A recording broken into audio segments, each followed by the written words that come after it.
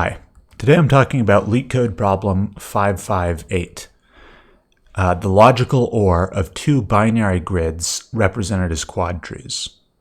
So this problem is going to explain to you how you can represent a binary grid or a matrix of ones and zeros as a quad tree. So here in my illustration, I've got a 4x4 grid, and that could be represented as a quad tree, which I'll explain in a moment. But first I want to talk about the logical OR. So to find the logical OR of these two matrices, basically what we do is we just create an output matrix that has the same dimension. So a 4x4, 2, 3, there we go.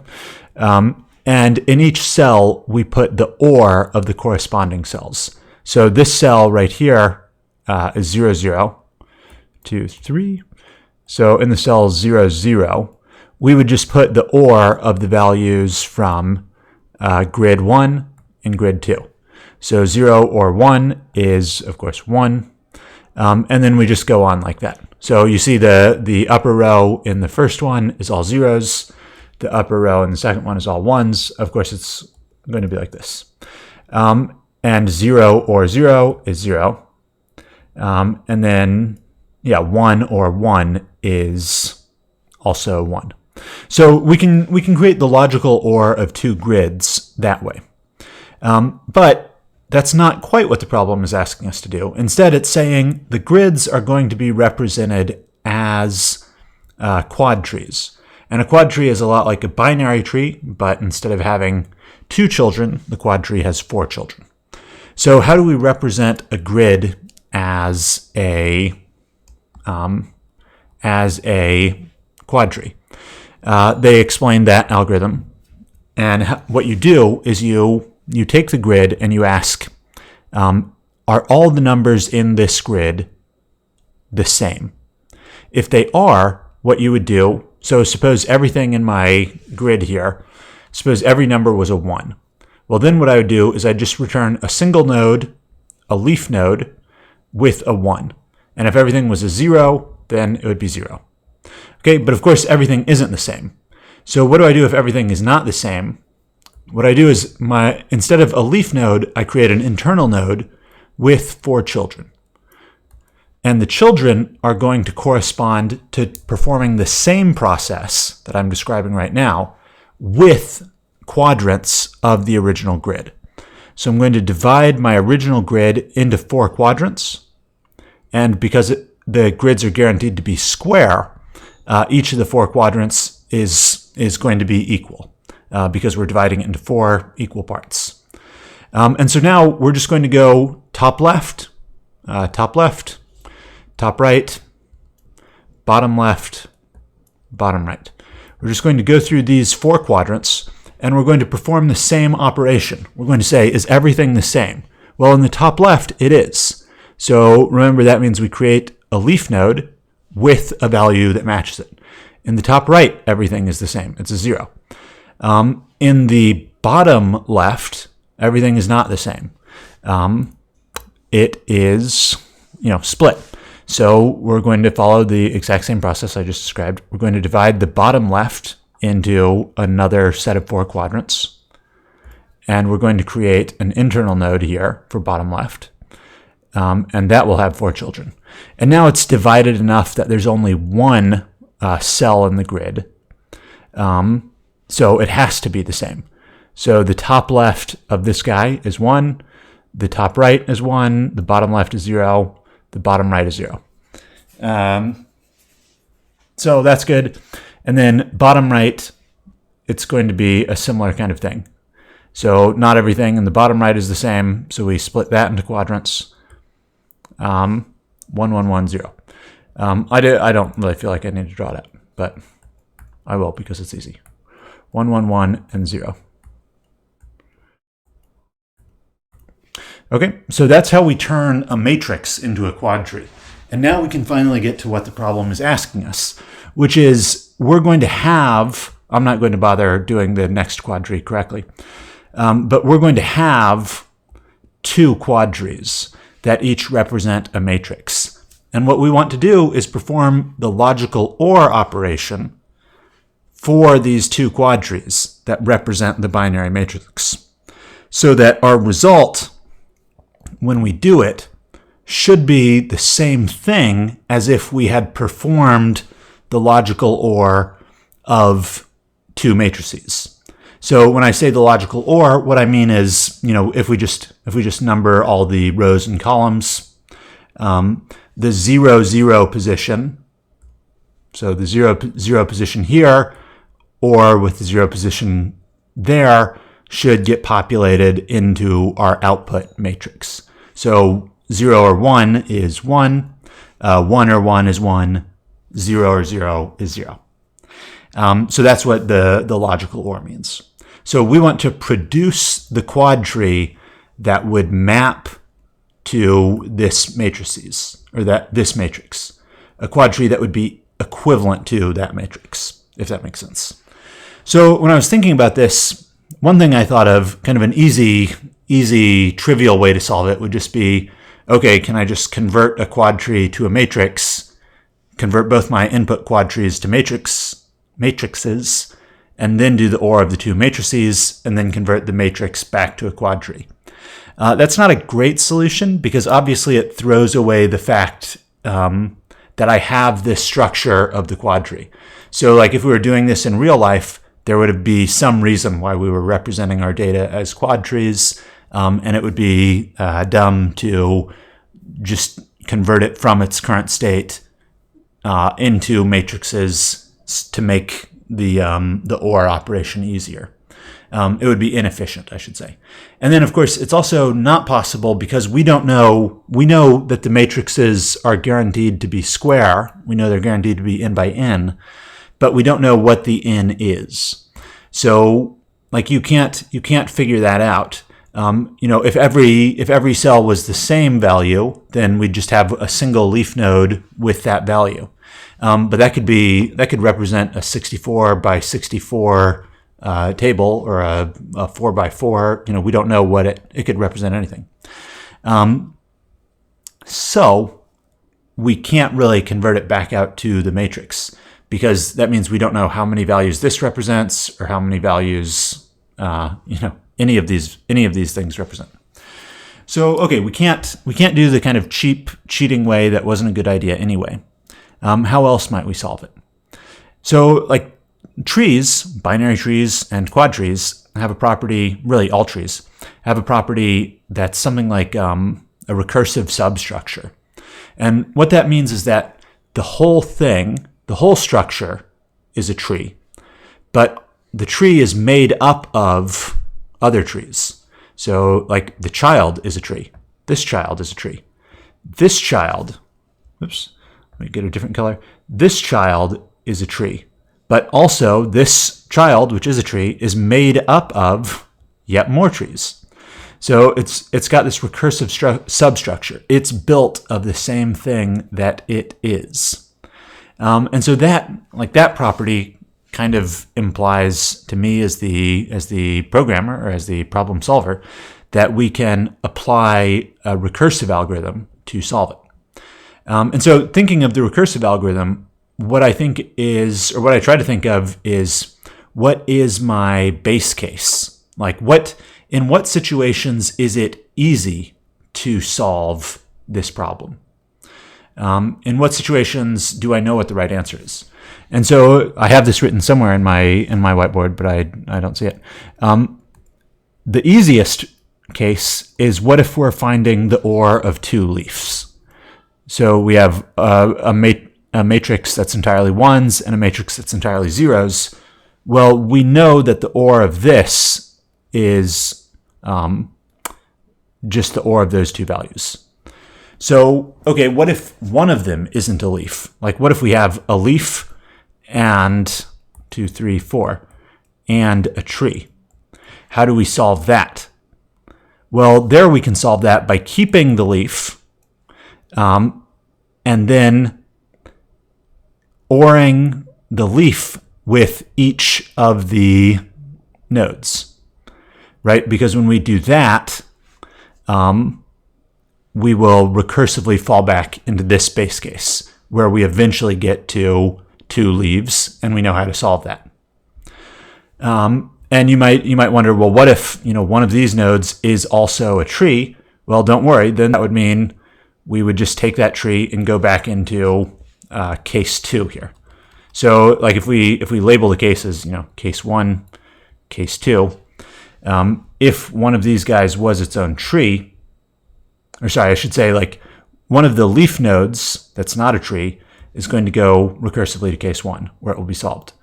One of the internal nodes, like this guy, that is also a tree, it's going to go to case 2, but it's going to be smaller. It's going to be broken down to just this. And so then when its children, when we execute on its children, they will be brought to case 1.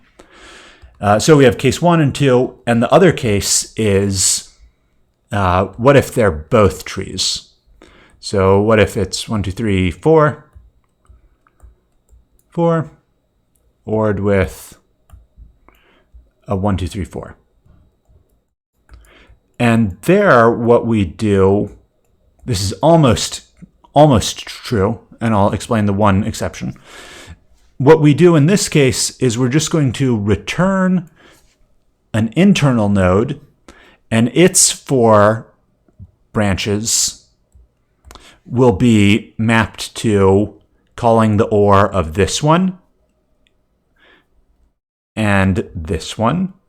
So these 2 going to OR will become this.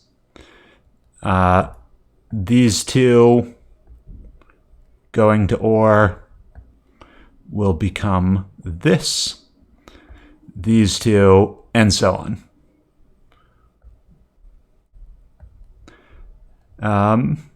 Yep, and so on. So, and remember that I've drawn these as nodes, but it also works if they were trees as well. Like nodes are trees in a way. So basically we say what the children are recursively, we produce the children by recursively calling this function. And so I alluded to the fact that there's one complication to this.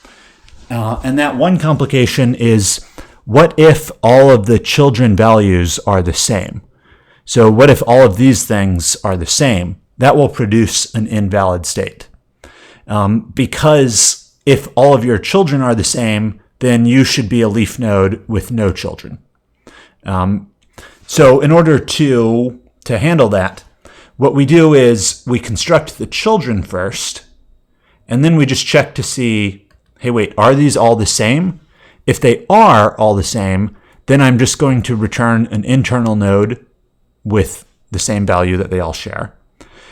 If they aren't all the same, so like if one of these guys was a 0, then what I'm going to return is a tree where it's an internal node with each of the children being whatever the children are. So I hope that makes a bit of sense. Let me show it to you. Let me show you the implementation in code. What I'm doing, here's the intersect function that they ask you to write. And it takes 2 QuadTrees, QuadTree 1, QuadTree 2. And it's going to return the QuadTree that is the, that is the logical OR of the 2 QuadTrees. So here's base case 1 I was talking about, or case 1. What it's saying is if they're both leaves, remember base case 1, they're both leaves in line 16. If they're both leaves, then we're going to construct a new node, and that new node is going to have a value equal to QuadTree 1's value, logical OR QuadTree 2. And this second value here is just an indication of whether or not whether or not the node is a leaf or not. And you can use 1 or 0 or true or false. I've just been changing it to true or false because I think that's a little more clear. But when I originally wrote it, I used 1s or 0s because that's what they use in their examples. But I think true and false are more clear. So anyway, that's base case 1. You're trying to do the intersect function with 2 leaves. Base case 2 is when one of the 2 QuadTrees is a leaf and the other one isn't. So I have that written here with a little bit of let's see how to say it, a little bit of savings, I guess. What this says is QuadTree 1 a leaf, and is QuadTree 1's value true or 1? Or is QuadTree 2 a leaf, and is its value true? So the reason why I say this is just a little added efficiency is because obviously, like if the QuadTree is a leaf and its internal value is 1, like really what that represents, is the matrix of all ones. So whatever you OR with this is always has to be the result equal to this. So 1 or 0 is 1, 1 or 1 is 1. So basically this is saying if your node is a leaf and it's a 1, then just return a internal node, which is a leaf, and its value is 1. Because this ORed with anything will get itself. Yeah. So, like I handled the case 2 kind of in the same way I handle case 3. That'll be more clear as I walk through this. So here's where I'm constructing the 4 children, and I'm recursively calling top left in line 22, top right, bottom left, bottom right. I'm recursively calling the intersect function. And here I'm just saying use the top left or use the tree itself for Qt1. And for Qt2, I'm using the top left or Qt2 itself. So just what this notation means is the two things here separated by the OR means if one of them is a none type, use the other. So if the QuadTree is a leaf, then its top left child is none. So if this is a leaf, Qt1 top left or Qt1, that will be use your none type leaf or use yourself. So that's how we're accomplishing the recursive case 2 that I was showing, which I've now lost on my whiteboard, but I trust you remember. That's how I am accomplishing recursive case 2. If it's a leaf and a tree, then we're going to recursively call back with the leaf itself and the child of the tree. I hope that's clear. And this notation just lets me, not have to worry about, is it QuadTree 1 that's the leaf or QuadTree 2? Whichever one is the leaf will be handled appropriately. And if neither of them are the leaf, then the same code will work correctly, because we'll just take the top left branch of each, we'll take the top right branch of each, the bottom left, and the bottom right of each. And so once I've recursively made those calls, then I'm going to do that check I described to you as the one last complication that we have to do. Just making sure that we haven't produced a tree which has all of the, I've lost every illustration I made. Just making sure that we haven't produced a tree that has all of the same children. If all of the children have the same value, then remember we just want the internal node. Otherwise, we want to return a tree with all the different values. So here, I'm just going to put all the kids, all the children into a list, and I'm going to count to see how many of them are leaves. So a true would count as 1, a false counts as 0. I'm just summing up all of their isLeaf parameters. All of the isLeaf parameters in the tree. So if this is exactly 4, then I know that all of my children are leaves. So is the leaf count equal to the length of the kids? If they're the same thing, then that means I can make the second check, which is I want to see, do they all have one value, exactly one value? And to check that, I'm just creating a set out of all the values in the kids list. If the length of the set of values is 1, so there's exactly one value, then I know that they all have the same value. So what I'm going to do is just return an internal node, a leaf node marked by the true here. And the value of the leaf node is just popping the one single value out of my values set. Yep, and then I return the result. Of course, I could just return here, which I'm sure will still work. So if that didn't happen, meaning if either not all of the children are leaves, or there's more than one value between the leaves, then what we do is we construct our new node. So that's when we're in the case where we need to construct this new node with the 4 children that we just recursively generated. The first value here is, do I have a value? You can put whatever you want for an internal node. I'm just saying false, I have no value. The second false here is are you a leaf node? False, I'm not a leaf node. I'm an internal node because I have 4 children and they have distinct values. And then I just add the top left, top right, bottom left, bottom right. Those are the 4 children of my leaf node.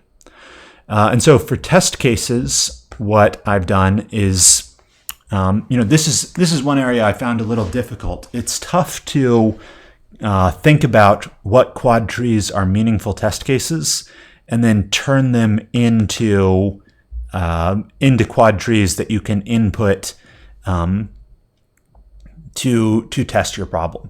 So what I did is I used their 5 examples. Very nice of them to provide 5 examples. And I think I created just a version or 2, a variant or 2 of those examples. Really, like, this is, I think, where you would need to spend a lot of time if you are working on something like this for real. You'd need to spend a lot of time making sure that you could easily construct these QuadTrees and that you could visualize them so that you could reason about them and understand what was happening.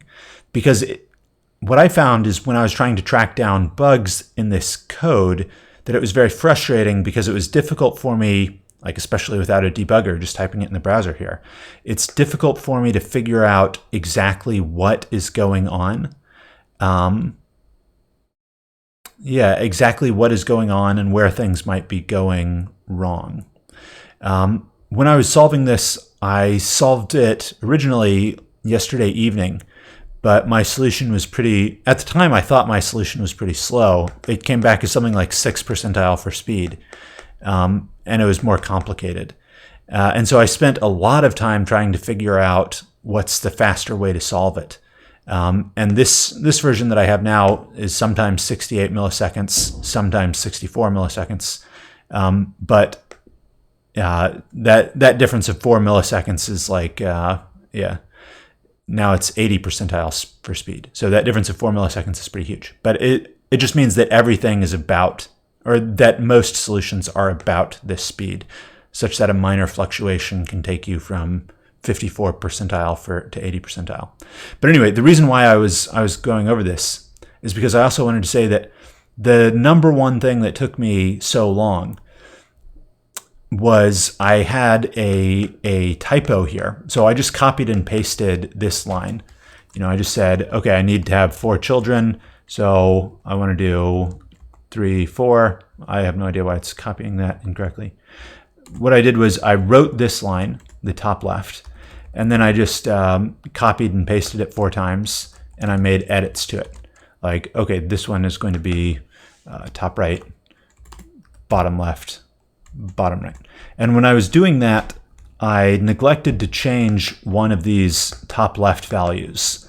And so it just produced like a weird bug where my code was mostly right, but on one or two of the test cases, it was failing. And the reason it was failing was because I didn't change,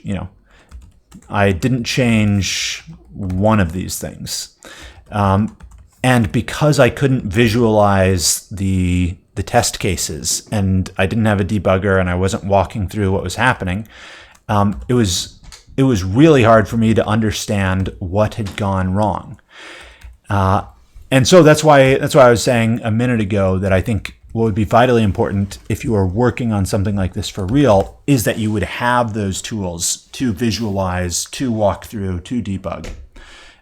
Because I spent a lot of time just trying to figure out what the heck was happening when I was in this scenario. Oh, I've got an extra top left, which causes a lot of the test cases to work actually, but just one or two to fail. And that's frustrating. Anyway, if you enjoyed this video, please let me know by clicking the like button. If you want to see more content in a similar style, then go ahead and subscribe. Thanks for your time. Bye-bye.